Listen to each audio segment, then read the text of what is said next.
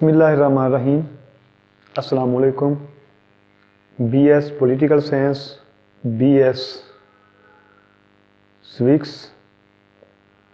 اور civics part 1 اور be a part 1 کا یہ لیکچر ہے، پارلیمانی طرز حکومت۔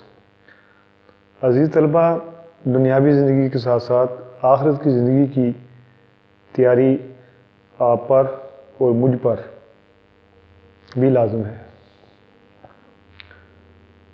تو میں آپ سے بڑا ہوں تو میری زندگی بھی آپ سے زیادہ ہے، مطلب میری عمر آپ سے زیادہ ہے تو میرے گناہ بھی آپ سے زیادہ ہیں۔ تو ان تعلیمی ویڈیو کے ساتھ ساتھ میں آپ کو نبی پاک صلی اللہ علیہ وسلم کی احادیث مبارکہ، اللہ تعالیٰ کی قرآن مجید کی کتابوں کی آیات وہ بھی آپ کو بھیجا کروں گا، ان کو بھی آپ نے سننا ہے۔ آپ ایک دفعہ سن لیں گے تو میرے اکاؤنٹ میں جو گناہ زیادہ ہیں وہ کم از کم کچھ گناہ میرے کم ہو جائیں گے۔ تو عزیز طلبہ، ٹاپک سٹارٹ کرنے سے پہلے ہم درود پاک پڑھیں گے۔ بسم اللہ الرحمن الرحیم۔ اللہم صلی علی محمد وعلی آل محمد کما صلیت علی ابراہیم وعلی آل ابراہیم انک حمید مجید۔ اللہم بارک علی محمد وعلی آل محمد کما بارکت علی ابراہیم وعلی آل ابراہیم انک حمید مجید۔ اللہم صلی علی محمد وعلی آل محمد کما صلیت علی ابراہیم وعلی آل ابراہیم انک حمید مجید۔ اللہم بارک علی محمد وعلی آل محمد کما بارکت علی ابراہیم وعلی آل ابراہیم انک حمید مجید۔ تو پارلیمانی طرز حکومت وہ طرز حکومت ہوتا ہے جس میں اختیارات، پارلیمانی طرز حکومت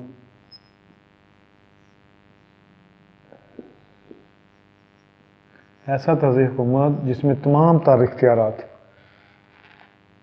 پارلیمنٹ اور وزیر اعظم کے پاس ہوں۔ پارلیمانی طرز حکومت کا دوسرا نام وزارتی طرز حکومت بھی ہے، اس کا دوسرا نام وزارتی طرز حکومت بھی ہے۔ کہ اگر ہم یہ کہہ لیں کہ اگر اختیارات وزیر اعظم کے پاس ہوں تو وہ پارلیمانی طرز حکومت ہوگا، اگر اختیارات صدر کے پاس ہوں تو وہ کیا ہوگا؟ صدارتی طرز حکومت ہوگا۔ اگر آپ شارٹ کوسچن میں آپ کو آ جاتا ہے کہ پارلیمانی طرز حکومت کیا ہے تو آپ آسانی کے ساتھ بتا سکتے ہیں کہ ایسا طرز حکومت جس میں اختیارات وزیر اعظم کے پاس ہوں اور صدارتی طرز حکومت کا آ جائے تو آپ کہہ سکتے ہیں کہ ایسا طرز حکومت جس میں اختیارات صدر کے پاس زیادہ ہوں۔ ٹھیک ہے، صدارتی حکومت میں وزیر اعظم ہوتا ہی نہیں ہے سرے سے۔ ٹھیک ہے، اگر وہ ہوتا ہے تو اس کے پاس اختیارات جو ہے ربڑ سٹیمپ کی طرح ہوتے ہیں بس۔ پارلیمانی طرز حکومت میں اختیارات پارلیمنٹ اور کس کے پاس ہوتے ہیں؟ وزیر اعظم کے پاس ہوتے ہیں۔ وزیر اعظم اور اس کی جو کابینہ ہوتی ہے وہ مقررہ یعنی کہ پارلیمنٹ کے سامنے جواب دہ ہے۔ اور وزیر اعظم کیسے بنتا ہے؟ پارلیمنٹ میں جس کے پاس نشستیں زیادہ ہوں گی۔ اب پاکستان کی پارلیمنٹ میں 342 نشستیں ہیں، 342 میں سے جو زیادہ ووٹ حاصل کرے گا، جو زیادہ اراکین کی تائید حاصل کرے گا، وہ کیا بنے گا؟ وہ وزیر اعظم بنے گا۔ اب پاکستان میں پیپلز پارٹی کی حکومت، پی ٹی آئی کی حکومت، پاکستان مسلم لیگ نون کی حکومت، ٹھیک ہے، یہ رہ چکی ہیں۔ تو مطلب یہ ہے کہ جو 342 میں سے زیادہ ارکان حاصل کرے گا، جس کی زیادہ ووٹیں ہوں گی، وہ کیا بنے گا؟ وزیر اعظم بنے گا۔ اب پارلیمانی طرز حکومت کی خصوصیت کیا ہے؟ اس کی امتیازی خصوصیت کیا ہے جی؟ کہ اس میں برتر حیثیت ہوتی ہے. اس میں پارلیمنٹ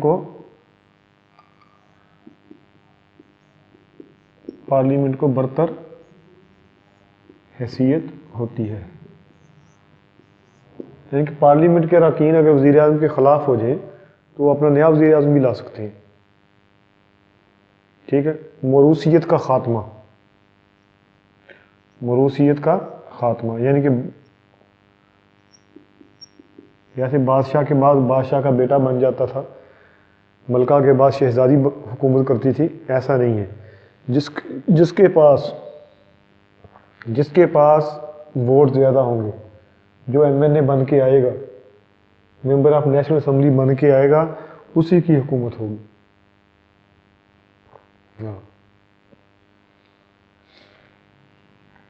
حقیقی اختیار کس کے پاس ہوتے ہیں؟ اس میں کابینہ کے ارکان اور وزیر اعظم کے پاس. اور وزیر اعظم کسی بھی رکن کو، کابینہ کے ممبر کو اپنا وزیر بنا سکتا ہے، اور کسی کو بھی وزیر اعظم جو ہے کیبنٹ کا رکن سے نکال سکتا ہے. وزیر اعظم عام آدمی کو بھی اپنا وزیر لگا سکتا ہے، لیکن کچھ مدت کے لیے. تو اس طرح کابینہ کے ارکان اور وزیر اعظم کے پاس کیا ہوتے ہیں؟ حقیقی اختیارات ہوتے ہیں.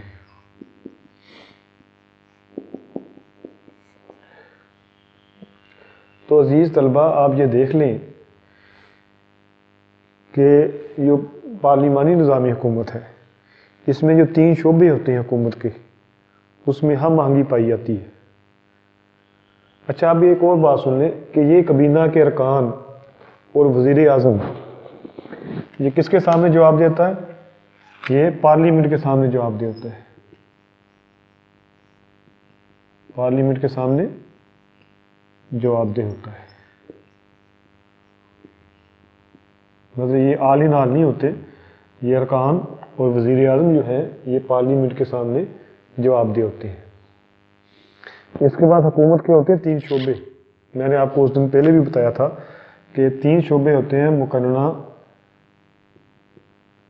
انتظامیہ اور عدلیہ. یہ تینوں شعبے جو ہیں، اگر پارلیمانی نظامی حکومت ہوگا، ان تینوں شعبوں میں کیا ہوئے گا؟ تعاون پایا جائے گا. تینوں شعبوں میں تعاون و اشتراک پایا جائے گا. اگر یہ اپنی حدود سے تجاوز کریں گے تو گورنمنٹ جو ہے وہ چل نہیں سکے گی.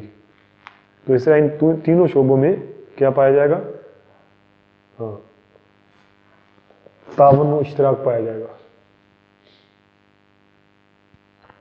اس کے بعد ہے کہ تمام کابینہ کے تمام وزراء جو ہیں وہ مقننہ کو جواب دہ ہوں گے. یہ میں نے آپ کو پہلے بتا دیا ہے کہ کابینہ کے اراکین اور وزیر اعظم پارلیمنٹ یا مقننہ، پارلیمنٹ کو اردو میں مقننہ کہتے ہیں، مقننہ کے سامنے جواب دہ ہوں گے. سمجھ آ گئی ان باتوں کی؟ اس کے بعد ہے کہ وزیر اعظم کی حیثیت جو ہے پارلیمانی طرز حکومت میں سب سے اہم ہوتی ہے. وزیر اعظم تمام اختیارات کا محور جو ہے، تمام خبروں کا جو محور ہے، تمام تر حکومت کی آپ یہ کہہ لیں کہ پالیسیوں کا جو محور ہے وہ وزیر اعظم ہوتا ہے. وزیر اعظم محور ہوتا ہے پارلیمانی طرز حکومت کا.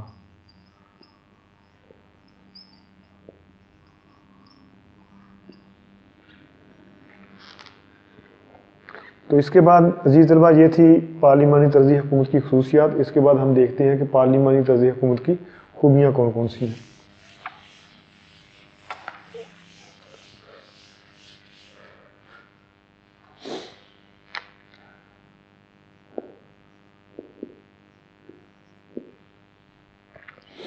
سب سے پہلا ہے ہم آہنگی، کہ حکومت کے تینوں شعبوں میں ہم آہنگی پائی جاتی ہے. مقننہ، انتظامیہ، عدلیہ جو ہے یہ مل کے کام کرتے ہیں. وزراء جو ہے وہ مقننہ کے سامنے جواب دہ ہوتے ہیں، اور مقننہ وزراء کے سامنے مقننہ جو ہے وزراء کو کیا کرتی ہیں؟ وہ مشورے دیتے ہیں کہ آپ جناب یہ کام کریں۔ اسی طرح جو انتظامیہ ہے وہ کیونکہ پارلیمان سے ہوتی ہے، پارلیمانی امور اور انتظامیہ جو ہے یہ مل کے کام کرتے ہیں۔ ہم آہنگی اس کا پہلا پوائنٹ ہے۔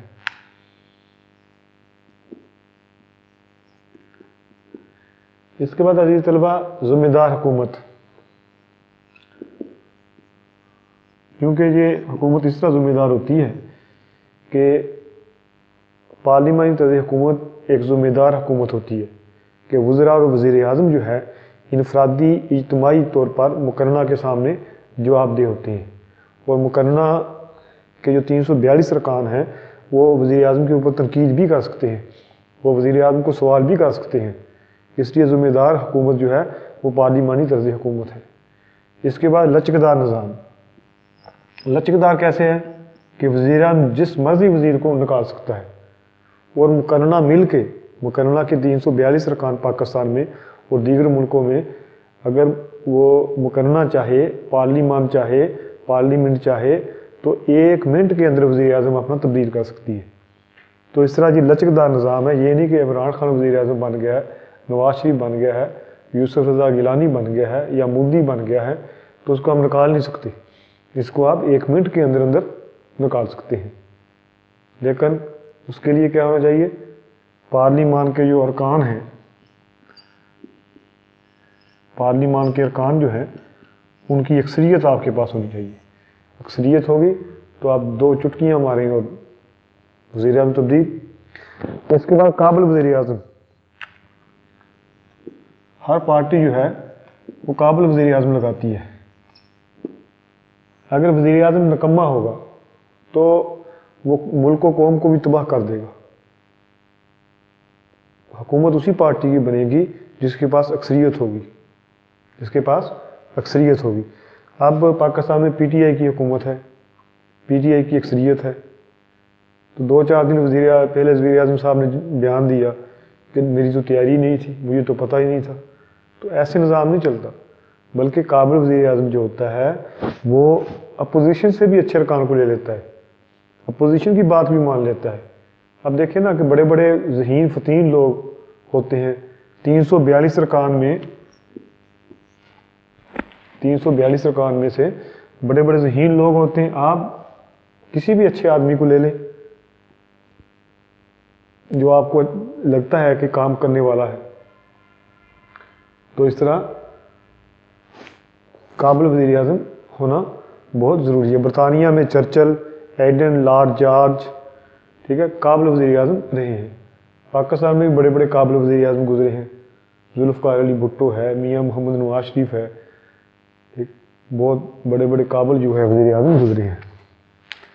اس کے بعد ہے مؤثر انتظامی پالیسی۔ کیونکہ وزیر اعظم اکیلا کام نہیں کرتا،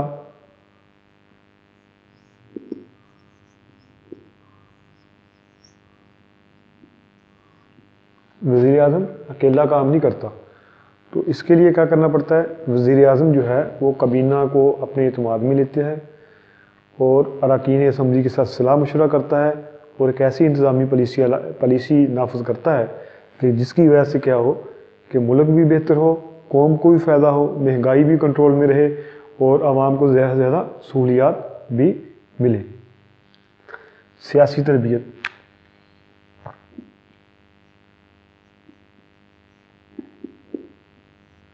تو عزیز طلبہ، جب پارلیمانی طرز حکومت ہوتا ہے، دوسرے تمام طرز حکومت میں ان لوگوں میں سیاسی تربیت بھی زیادہ ہوتی ہے، بہتر طریقہ کار کے ساتھ ہو سکتی ہے، کیونکہ اس میں انتخابات جو ہیں، پہلے ایم این اے انتخاب لڑتا ہے، پھر ایم این اے جا کے وزیر اعظم کا انتخاب کرتا ہے، پھر وہی ایم این اے جو ہے وہ آپ کے اسپیکر، ڈپٹی اسپیکر کا انتخاب کرتا ہے۔